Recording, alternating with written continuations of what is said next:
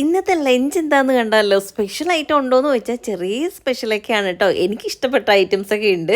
അപ്പോൾ ഞങ്ങളിന്ന് ഹോസ്പിറ്റലിൽ പോയിട്ട് വന്നതാണ് കേട്ടോ. അതുകൊണ്ടാണ് കുഞ്ഞിനെയും കൂടെ ഉള്ളത്. അമ്മയില്ല. അമ്മ രാവിലെ ഫുഡെല്ലാം വെച്ചിട്ട് അമ്മ പിന്നെ വീട്ടിലോട്ട് പോയിട്ടുണ്ടായിരുന്നു. അപ്പോൾ ഇതാ ചോറ് എടുത്തിട്ടുണ്ട്. ഇത് ഞങ്ങൾക്ക് രണ്ടുപേർക്കും കൂടെയാണ് ഒരു പ്ലേറ്റിൽ എടുത്തേക്കുന്നത്. അതുകൊണ്ടാണ് അത്രയും ചോറ് കേട്ടോ. ഞങ്ങൾ അത്രയും കഴിക്കാറില്ല.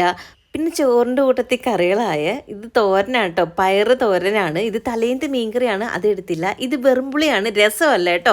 രസവും വെറുമ്പുളിയും തമ്മിൽ ഒരു വ്യത്യാസമുണ്ട്. പക്ഷേ ഏകദേശം ഒരേപോലെയൊക്കെ ആണെങ്കിലും അടിപൊളിയാണ്. ഇതും അടിപൊളിയാണ് കേട്ടോ.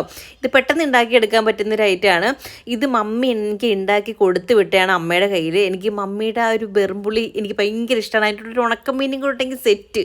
വേറെ ഒറ്റ കറികളില്ലെങ്കിലും അടിപൊളി ടേസ്റ്റാണ് കേട്ടോ. പിന്നെ ഇതാ നമുക്ക് എരിശ്ശേരി ഉണ്ടായിരുന്നു. ഇത് എല്ലാം കൂടി ഇട്ട് വെച്ചാട്ടോ, മത്തങ്ങയും മറ്റേ കാച്ചിലും ചേനയും അങ്ങനെ എല്ലാം കൂടി ഇട്ട് വെച്ചിരുന്ന അടിപൊളി ടേസ്റ്റ് ആയിരുന്നു കേട്ടോ. പിന്നെ ഒരു ഉണക്കമീനും കൂടി ഉണ്ടായിരുന്നു ഇന്ന്. നിങ്ങളുടെ സ്പെഷ്യൽ എന്തൊക്കെയാണെന്നൊന്ന് കമൻറ്റ് ചെയ്യണം കേട്ടോ.